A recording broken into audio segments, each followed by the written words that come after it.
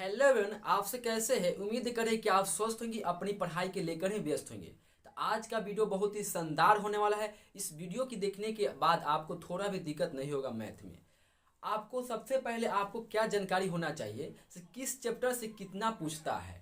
यह जानकारी हो गया तो आपको मैथ में 90+ लाने से कोई नहीं रोक सकता है।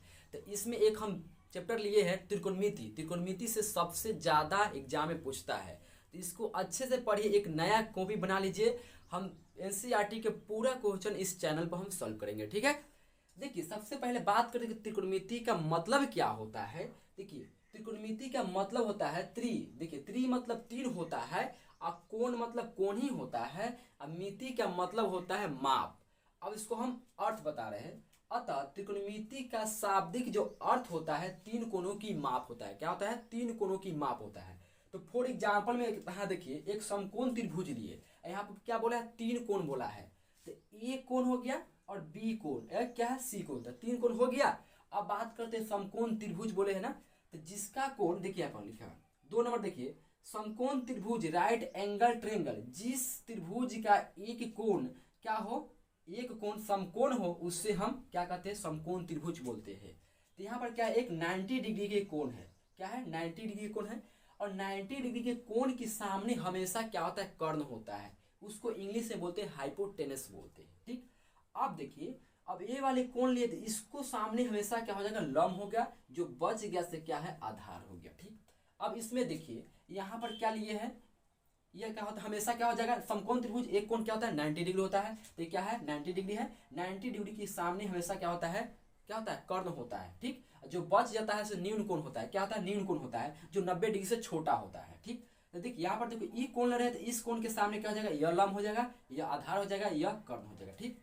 अब देखिए, यह त्रिभुज इस समकोण त्रिभुज में लिए है, तो यहाँ पर यही कोण लिए है, तो इस कोण के सामने क्या हो जाएगा? लंब हो जाएगा। और क्या बोले हैं? 90 डिग्री के सामने हमेशा क्या होता है? कर्ण होता है। कर्ण हमें चेंज नहीं होता है। ये क्या है? आधार है। अब ध्यान से यहाँ पर समझिए, समकोण त्रिभुज राइट एंगल ट्रायंगल, जिस त्रिभुज का एक कोण समकोण हो, उससे क्या कहते हैं? समकोण त्रिभुज कहते हैं। देखिए, समकोण त्रिभुज के दो न्यून कोण होते हैं। न्यून कोण क्या होता है? आप कमेंट करके बताइएगा, ठीक। कर्ण, कर्ण होता क्या है? तो कर्ण हाइपोटेनस। समकोण त्रिभुज में समकोण के सामने की भुजा कर्ण होते हैं। देखिए, समकोण त्रिभुज है यह, इस कोण के सामने क्या होता है? कर्ण होता है। यहाँ पर लिखे हुए हैं, ठीक। समकोण त्रिभुज की सबसे बड़ी भुजा कर्ण कहलाती है। देखिए, सबसे बड़ी भुजा क्या है? यह कर्ण कहलाती है। क्या कहलाती है? कर्ण कहलाती है। अब देखिए यहाँ पर दूसरा का नंबर देखिए, लंब। लंब को इंग्लिश में बोलते हैं परपेंडिकुलर बोलते हैं। तो देखिए, समकोण त्रिभुज में न्यून कोण के सामने की भुजा लंब कहलाती है। तो यह क्या है? न्यून कोण के सामने क्या है? लंब कहलाती है। यदि हम इसको न्यून कोण ले तो क्या हो जाएगा? ये लंब हो जाएगा, ठीक। लंब कहलाती है। अब आधार, आधार को इंग्लिश में बोलते हैं बेस बोलते हैं। तो बेस, समकोण त्रिभुज में न्यून कोण बनने वाली छोटी भुजा आधार कहलाती है। देखिए, समकोण त्रिभुज बोला है और न्यून कोण बनने वाली, तो इसको सामने तो यह लंब हो गया। 90 डिग्री के सामने क्या होता है? कर्ण होता है। जो इसको सामने ये वाली क्या हो गया? आधार हो गया, ठीक। अब बात करते हैं नोट में, यहाँ क्या नोट में लिखा हुआ है। तो समकोण त्रिभुज में कर्ण स्थिर होता है, मतलब स्टेबल होता है, लेकिन लंब और आधार आपस में अदला बदली, इसको इंग्लिश से बोलेंगे इंटरचेंज। क्या बोलेंगे? इंटरचेंज। मतलब यह बदलते रहता है। देखिए, कर्ण नहीं बदलता है। क्या होता है? कर्ण नहीं बदलता है। देखिए, फिर से समझा दे रहे, एक समकोण त्रिभुज लिए, एक समकोण त्रिभुज लिए। समकोण त्रिभुज उससे बोलते हैं जिसका एक कोण क्या है? 90 डिग्री हो, उससे हम समकोण त्रिभुज बोलते हैं। तो यह क्या है? एक 90 डिग्री है। 90 डिग्री के सामने हमेशा क्या होता है? कर्ण होता है। क्या होता है? कर्ण होता है, ठीक। अब देखिए, यदि हम यह कोण लेंगे, यह न्यून कोण लेंगे, तो इसको सामने यह लंब हो जाएगा।